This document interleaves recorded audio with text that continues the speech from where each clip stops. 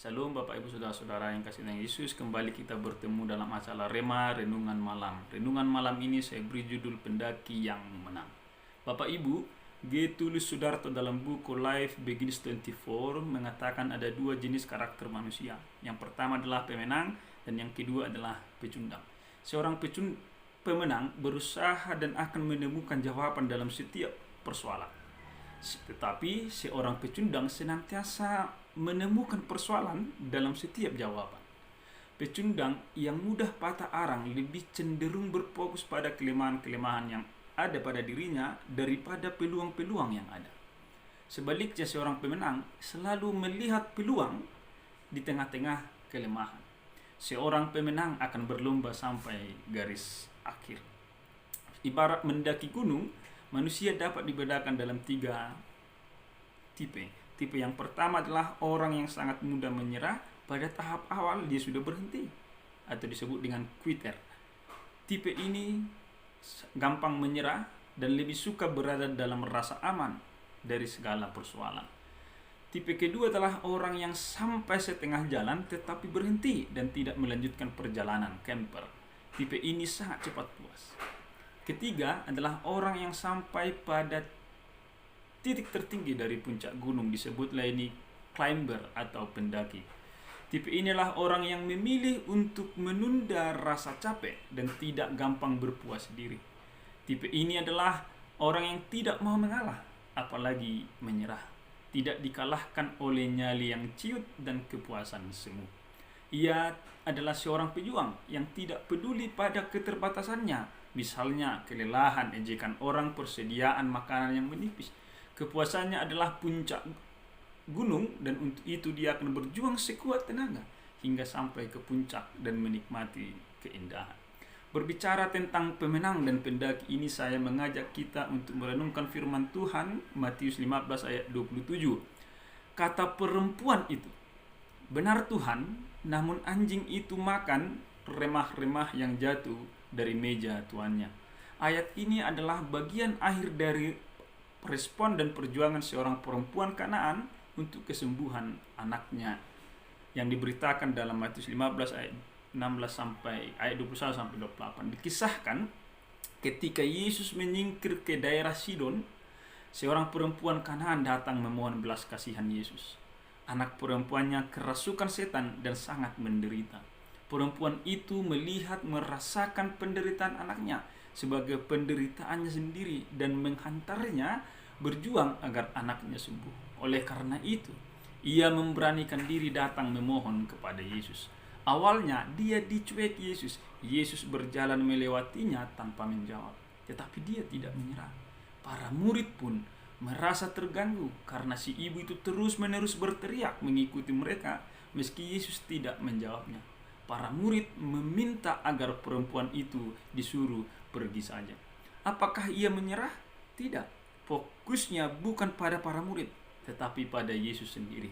Ia terus berteriak dan memohon. Dampaknya, Yesus menjawabnya, meski jawaban itu belum yang dia harapkan. Yesus berkata bahwa dia diutus hanya kepada domba yang hilang dari umat Israel. Itu artinya dia disingkirkan dan dianggap tidak layak, tidak masuk daftar. Tetapi ia terus berseru, "Tuhan, tolonglah aku." Ia mengabaikan kelemahannya sebagai bukan orang Israel. Hasilnya, Yesus kembali meresponnya dan menjawab bahwa tidak mengambil roti dan memberinya kepada anjing. Terlihat agak kasar, tetapi sesungguhnya makna di baliknya sungguh baik. Lain kali kita akan membahasnya. Tetapi lagi-lagi perempuan itu tidak menyerah, meski sepertinya ia disamakan dengan tanda kutip anjing. Responnya justru luar biasa dengan berkata, "Benar Tuhan, namun anjing itu makan remah-remah yang jatuh dari meja tuannya." Ia masih sangat lembut dan tetap menyebut sebagai Tuhan, Yesus sebagai Tuhan.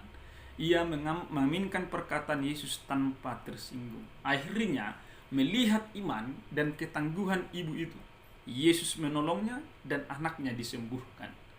Kuatnya cinta pada sang anak yang sedang menderita dan teguhnya keyakinannya pada kuasa Yesus membawa perempuan itu berpusat pada setiap peluang yang ada, bukan pada kelemahannya.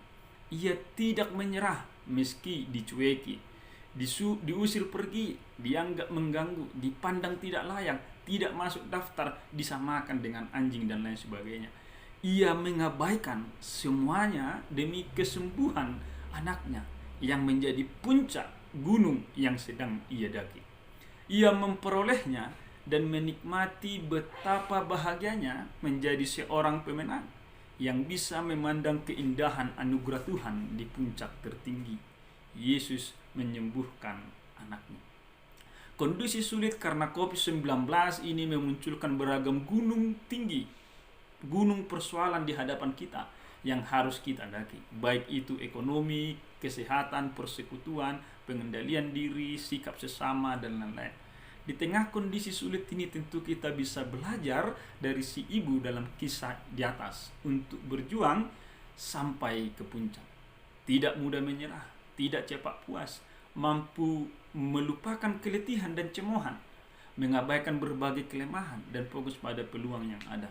Berhenti meratapi nasib dan mengeluh, tetapi berseru kepada Tuhan sembari sekuat tenaga melakukan apa yang bisa dilakukan.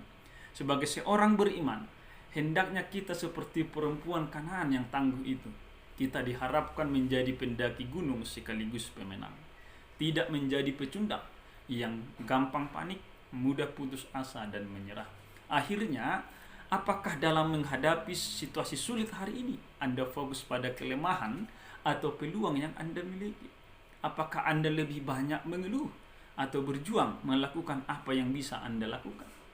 Ketika orang terkasih kita sakit atau justru kita sendiri yang sakit, baik karena COVID-19 atau penyakit yang lain, apakah kita menjadi seorang pendaki atau seorang quitter yang gampang menyerah?